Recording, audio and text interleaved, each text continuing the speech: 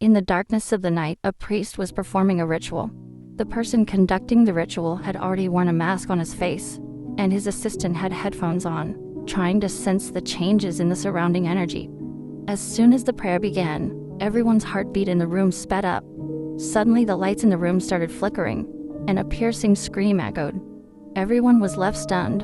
The very next moment, an invisible force grabbed the boy, and he started thrashing uncontrollably. The table in the room fell with a loud thud. The boy's father was also thrown away by some unknown force.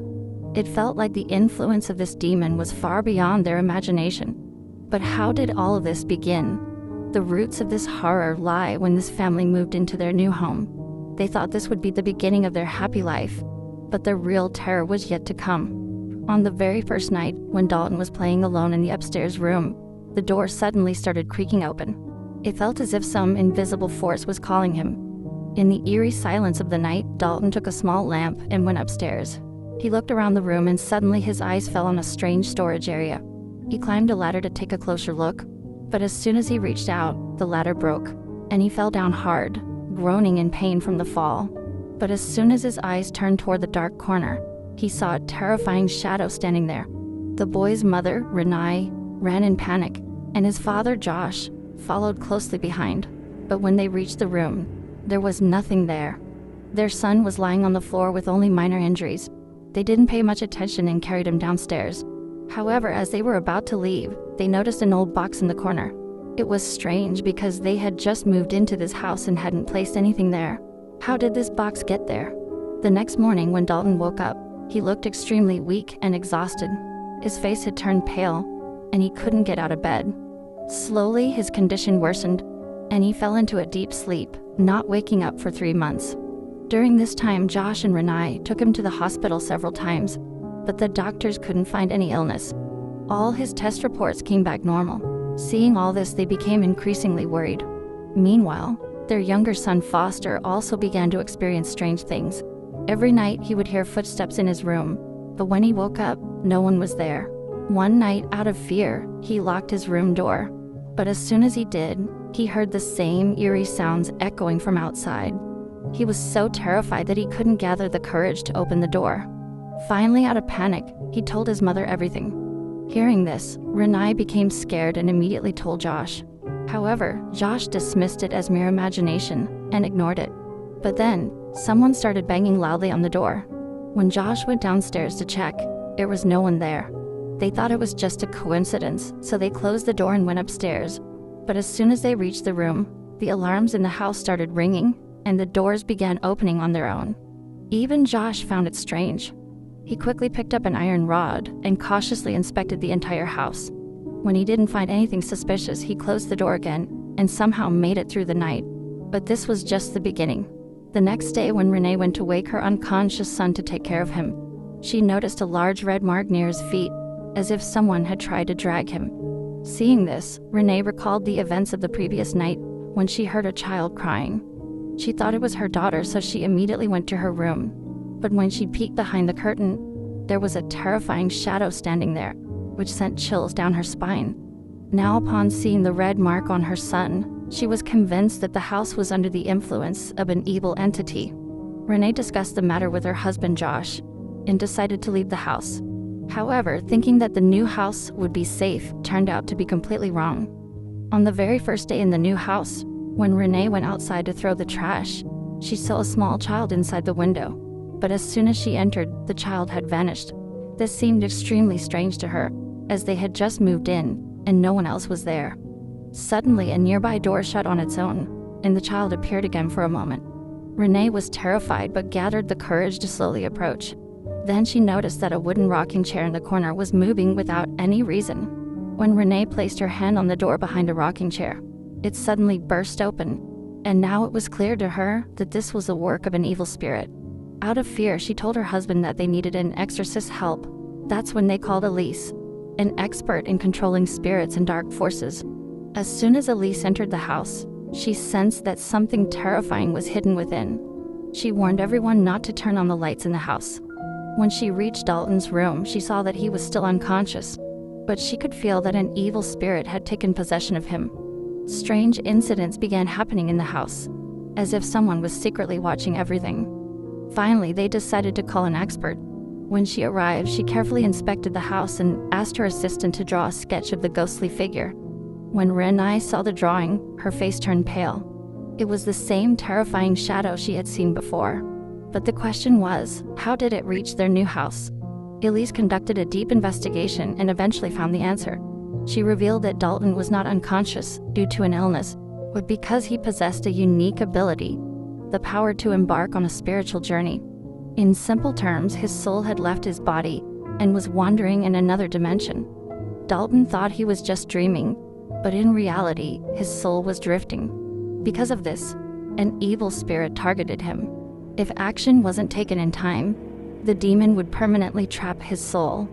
Elise explained that the only way to stop this was through this ritual.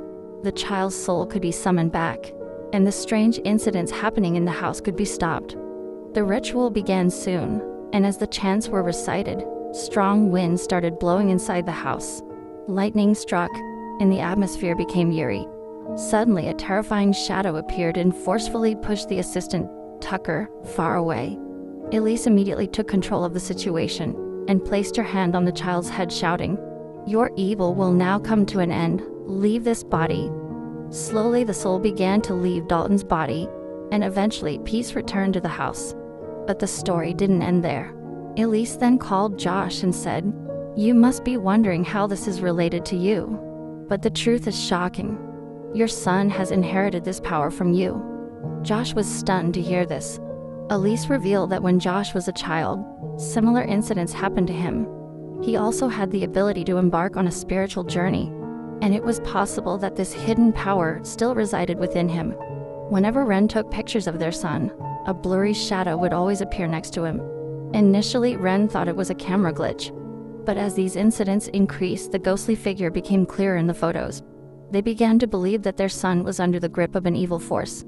Elise explained that this was not an ordinary event. Many years ago, a similar incident happened with her husband. To save him, his soul had to be brought back from the other world through a special ritual. In this process, his powers were sealed to prevent such events from happening again. Now that the same events were happening to their son, the only solution was to awaken Josh's forgotten powers to bring his son back from that terrifying world.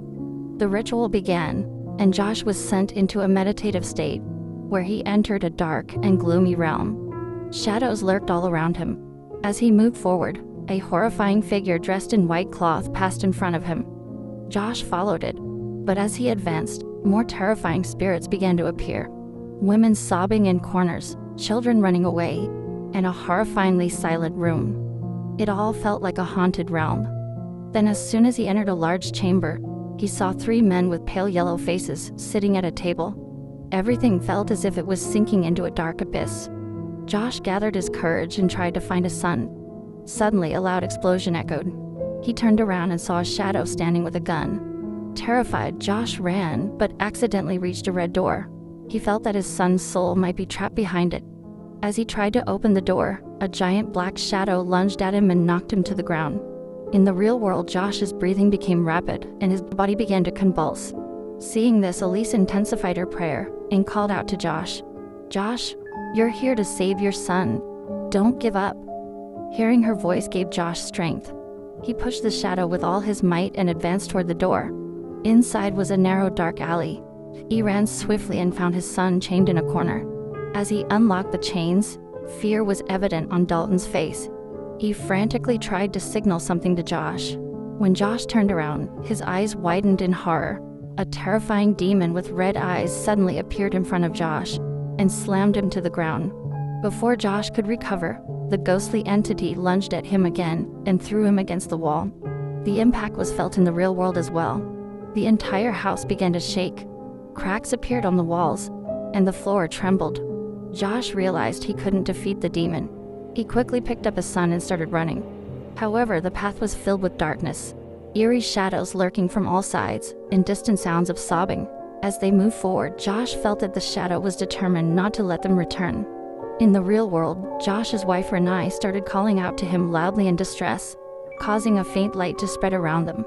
This light began showing the way, helping Josh and his son find their way back. As the vibrations in the house lessened, Elise sensed that Josh was about to return. But just then, a strange sound echoed through the room. The closet doors suddenly opened on their own, and a terrifying shadow peeked from the corner of the kitchen. They didn't have much time. Renai quickly shone the light on Josh's body to prevent any spirit from entering this world through him. Then she went closer and called out to him loudly. As Josh opened the door of the house with his son, his eyes fell on the mirror. The same ghostly face that had haunted him before appeared again. But this time, instead of being scared, Josh pushed it back with all his strength and finally returned to the real world. His son had also regained consciousness. It seemed like everything was going to be fine now. However, this terrifying story wasn't over yet. As Elise was about to leave the house, she looked at Josh carefully and felt something strange. She quickly took out her camera and clicked a picture of Josh.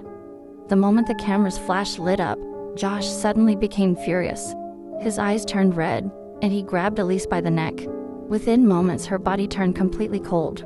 When Renai entered the room, she saw Elise lying dead, and Josh was nowhere to be found. She searched the entire house but only found one thing: Elise's camera. With trembling hands, she looked at the camera screen, and what she saw made her scream in terror. What was in that camera? Had Josh fully returned, or had something else taken over his body? Who will uncover the truth behind this mystery? Let me know in the comments section. Also subscribe to this YouTube channel for more horror stories like this.